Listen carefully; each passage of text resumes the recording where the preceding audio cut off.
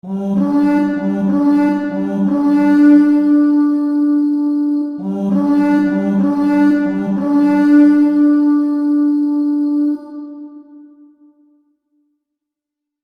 brothers and sisters, welcome back to the Order. I am Templar, and today for this weapons review video we are actually looking at my new sax. Now yes, this is a sax, this is not a sword.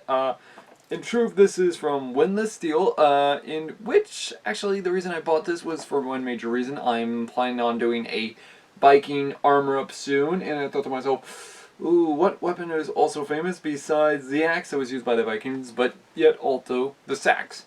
And of which, if none of y'all understand, the sax is historically famous for one major reason. It was actually used not just by the nobility, but even poor class soldiers. And in which I'll get into the reason and history behind these things very soon. Now, if none of y'all actually understand how this weapon is, well, in truth, this type of sax is normally always single-edged, as it actually is, which is really cool. Now, its overall length is 29 inches. Its blade length is around 23 1/8 of an inch, which is very long, and maybe you might say that is short sword length. Well, sorta, but in truth, actually, I'll get to that very soon, why this is technically not a sword. And in truth, it's actually made from high carbon steel, which is really cool. And as well, actually, its weight is 1 pound and 15.3 ounces. Its point of balance is around 3 inches, so that actually puts us like right around here. So it's very pommel heavy, which is really good actually, meaning I have more control of it in the hand. In other words, more movement, which is awesome. Now, as well, its thickness is 4.3 to 1.4 or 1.8 millimeters. Its width is 36.9 millimeters. Grip length is around 4 inches. And as well, the pommel, which I love this, is pinged, meaning it's hammered in there. It's not screw-on. Now, Windlass did a very good job at this, actually, because of the fact they even put Runic design system in it, which is really cool. Now, in truth, I'm technically trying to, well, I guess you might say, translate this, which is kind of becoming a pain, so yeah. It looks like they have more than one form of ancient Norse into this thing, because I see something referring to Odin and Thor, but yeah, this is actually copied from a historical model, so yeah. Now, in truth, actually, these type of weapons are incredibly awesome for one major reason. The reason why I love the sax is not just because of its length, but in truth, this is technically a knife. Now, if none of y'all understand the history of the sax has been used by more than just the Vikings. In fact, it has actually been used by the Danes, or including also the Anglo-Saxons, and including the Jutes, the Angles, and including many other type of Norse people. However, the Saxons were the ones who got this, well, their name derived off of this type of weapon. In fact, they would actually always call their weapon known as a sax, or CX, in which they got their name out of it, known as the Saxons, by the Roman Britons, who of which named them after their long knives. And of which, yes, these are technically knives, in which, and now you understand the history of the sax was normally different sizes and varieties. Now, if you don't understand, most of the time this would have been made out of peat bog or bog iron, in which bog iron is good for making weapons and armor. Problem is, one, it has to be a single-edged blade like an axe or a knife like this. Otherwise, it would bend in the process.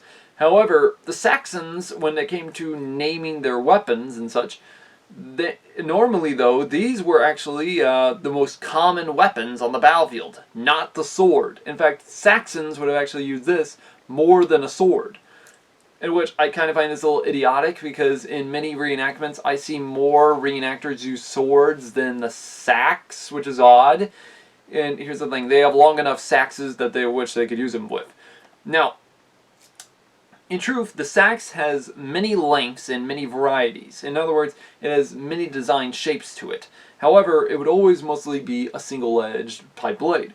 However, Saxons who could afford it and get better quality metal and such would have actually called them, well, Long Seax, or the better version would have actually been known as the double sexa, or double-edged sax. In truth, that would be something like what we see at the Sutton Hoo sword, for example, of which was actually known as a sax to the, well, as I said, to the Saxons, but as a spatha to the Romans. Now, this one, that Windlass actually does, has a really cool thing. Now, since they peened it, they had to hammer in the little piece a little bit. I don't know if y'all can see that, but I can feel it, or like slightly, but still. So it's technically right into the pommel. Now, it has a leather grip design, which actually keeps my hand in place, actually, which that I like. Now, as well, it also comes with this leather scabbard, which if none of you understand how this would work, in truth, as you can see, these belt loops, these would actually, well, be used to hold the sword in place, or knife in place, I should say. And many of you might wonder, Templar, how are you to wear this? Well, in truth, normally you wouldn't exactly wear this on the side, like such, but in truth you would wear it either in the front or in the back, meaning this would technically just hang. Now, it is sometimes rare, most common actually, I should say, to see him actually wearing it just with the one loop, so I'm told. And of which, if none of you can actually see this, it actually is hanging at a type of angle. Now, what do I mean by that? Kind of look at this. This one's longer than this one, meaning if I was to wear this on my belt, for example, it would just hang like this. Which, if none of you understand, that actually helps out, meaning it keeps the blade in place, which is a really good thing. Now, the sax is probably one of my favorite knives out there in history books. Very big up there with the Scottish dirk dagger and also with the Bowie knife. But in truth, the reason why I favor these the most is kind of obvious.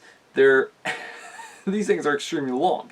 And in truth though, these were accidentally a lot of times mistaken for swords. So in truth, we could probably see why many scholars and historians would accidentally mistaken these for swords at first until they re-identify them. Now, in truth, though, the really cool thing about this is technically a poor man's weapon.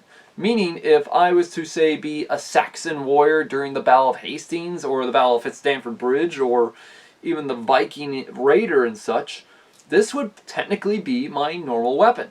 And in which, other than my spear, this would technically be my only other weapon, in which I would use for self-defense. Now, in truth, it would come in different varieties of sizes, which is the thing. But the thing is, the Saxons would have used something extremely like this at first, until they went to the double seax, in which got a, or should I say, until they got their hands on better metal and made a double-edged sword. Now, in truth, though, the Romans saw these weapons and thought, this is a sword. But in truth, this is actually a knife. And in which the Saxons technically never called it a knife or a sword, they just called it a sax. In which, in truth, that's actually kind of weird for us today, but in truth, back then this is normal because of the type of slang talk. In fact, the Saxons, or Germanic people who actually spoke German, didn't exactly have a term meaning for knife or dagger back then. They would just call it by what it is. Seax. Now, many of you might wonder, Templar, what does seax mean? Well, it actually means knife in Anglo-Saxon. Now, in truth though, I hear many of you already, but Templar, didn't you just say they wouldn't call this a sword or a knife? Well, in truth, that's my point. In truth, even if it was long, like a sword length, it would still be known as a sax. It wouldn't be known as a knife. And in fact, even a double-edged sword like this, which I'm using for Viking in technically Vendel periods, it would pretty much be known as a sax, or longe de saxa. In doing so, that means double-bladed long knife. So yeah, so in truth, this is technically, now many of you might say, but well, then what would this be? Well, this would be known as a long sax, or long sax. So yeah, it would technically be known as a long sax, and in which the sax was actually used by many forms of Germanic cultures, and in which it was not just with the Vikings, not just with the Saxons, the Jutes, the Angles, but also with the Franks, the Carolingians, the Holy Roman Empire. In fact, technically this weapon was used by every Germanic culture that actually invaded the Roman Empire in the West. So even the Vendels, the Goths, the Ostrogoths, the Visigoths, you see my point. But in truth though, this weapon would have actually been used from the Dark Ages up until technically the Renaissance, and of which common people actually would have used a lot more of these than they would have sword. In fact, the common foot soldier that would have been used in the century known as the battles of history, or as they are called, the peasant soldiers, which, if none of y'all understand the difference between a medieval serf or a peasant, or including that of a regular foot soldier, normal foot soldiers would have probably mostly used these regularly rather than a regular sword. In fact, common soldiers would have probably used this a little bit more. Now, many of you might wonder, Templar, why would they use this a little bit more? Here's the thing. In truth, this knife would be the major thing that which they would have used to actually protect themselves. Now, I will actually leave a video down below for the medieval peasant soldier, and in which I did not actually show this in it, so I'm a little disappointed with that myself. But in truth, though, it depended on the region, because in truth, they would have actually had long knives for protection, just in case they lost their spear. And the thing is, this would have been a long knife. Now, in truth, though, that's my point. In fact, common soldiers, like say that of the regular type variety of person, such as say a farmer or a blacksmith or a miller's kid or something like that, you can see my point. My noble lord is going to battle, and the weapon I'm actually can only be able to use is something like this that has a single-edged blade. And in doing so, why, you might ask? Kind of obvious. In doing so, this is the only thing I can afford, because in truth, it also is technically illegal if I have a double-edged version of this. Now, in truth, if I have, say, like a short sword, for example, and has to be, because in truth, this is actually really weird in historical medieval manuscripts. If I have like a short sword, for example, and in truth, this is actually kind of weird. I don't know why, but it is. If I was, say, like a medieval foot soldier, and I'm like hired by a medieval knight, for example, a man-at-arms or something like that, and here's the thing. I'm a man-at-arms, and in truth, I'm technically the medieval foot soldier at the time. If I had a double-edged sword, it's okay. But if I was the regular common soldier, of which is like, say, a town militia or something, in truth, this would be my major weapon. So, yeah. In fact, this would be normally used by, well, technically anyone that was of Germanic origins. And in truth, actually, the Danes, and including the Vikings, and as well Saxons and Angles, they would have mostly used this in common military warfare. Meaning, this would have been mostly the type of weapon they would have used, rather than their spear. And in truth, only nobles could have actually afford a weapon that would be the sword. So, yeah. Now, in truth, we can see why the sax is really cool. Now, in truth, I also wanted to get a smaller version, but I don't know. Now, the place I got this from was from Medieval Collectibles, since they had this in stock. But I will leave a links down below for y'all if any of y'all want to buy it from other sites if y'all want to, so yeah. But yeah, this is a really cool one because, in truth, I like the fact that it feels good in the hand. Now, in truth, there would be a lot more models in this. Some of them had no guard at all, which that was the most common design of it. However, this one does, meaning this was probably a nobleman's sax. However, we're not too certain on that. Maybe some foot soldier could have afforded this by the late era and such, we don't know.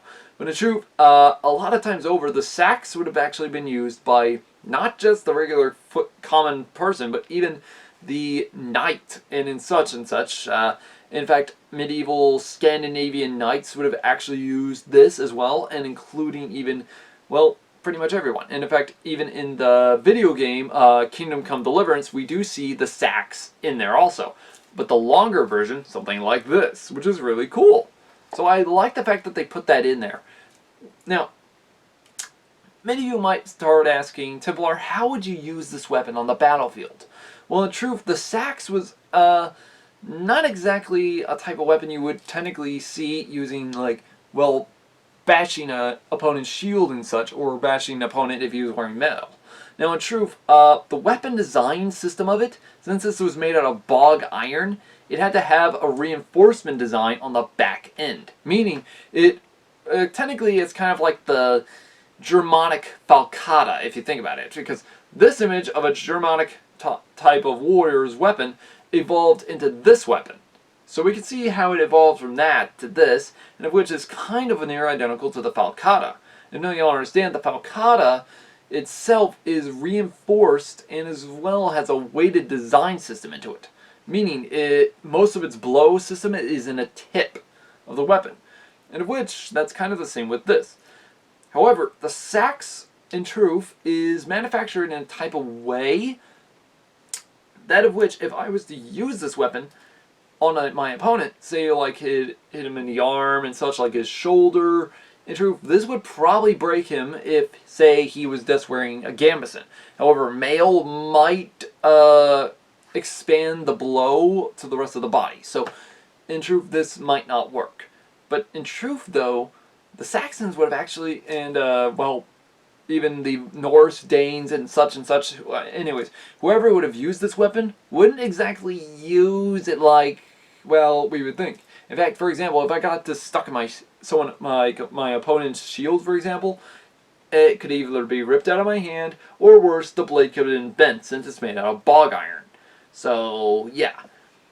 Now, one major thing about the fact is, it's actually stated that they would have actually done a type of fighting style that we today would call a little weird. But in truth, they would have actually held it not blade forward, but blade backward.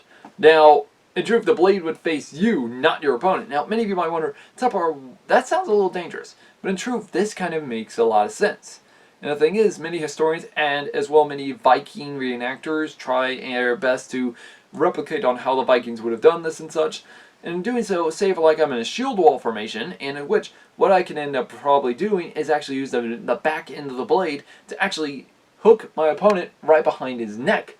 In other words, such as pulling him, and in process, slit the back end of his neck, causing him to drop. Or as well, I can then aim to his lower leg. I can actually aim here and there. I can aim underneath his arm.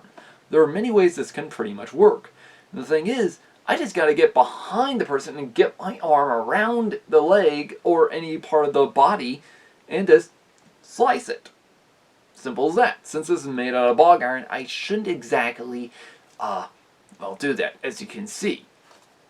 In the video, I am actually doing this with my shield. And in truth, actually, that does give a good example to how they would have actually used this.